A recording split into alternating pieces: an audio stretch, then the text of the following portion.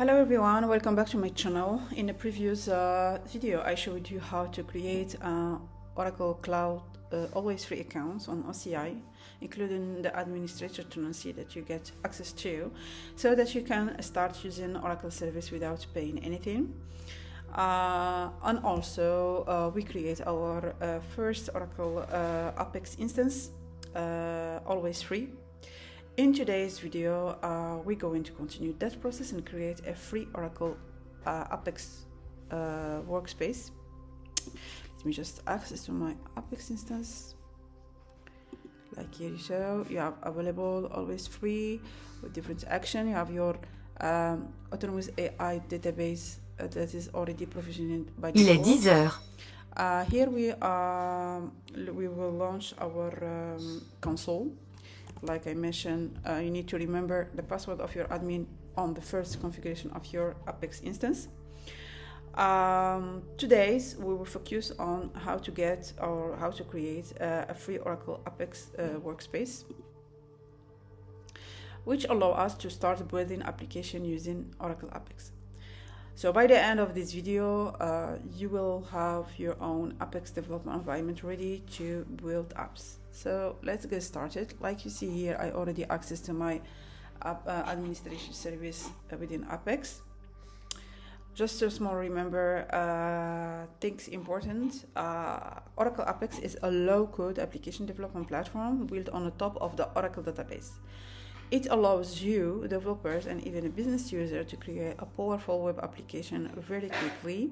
And with Apex, you can build enterprise application with far less code and much faster development time.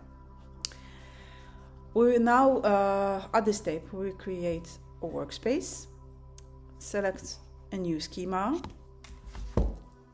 So what is a workspace? A workspace is basically a logical environment, environment where you develop and manage your application. Of course, each workspace is connected to one or more database schema, which store objects such as tables, views, packages, procedures, and your Apex application will interact with this database object. So the workspace is essentially will be your development space using inside Oracle Apex. Let me just quickly here generate. It already exists. Already my demo.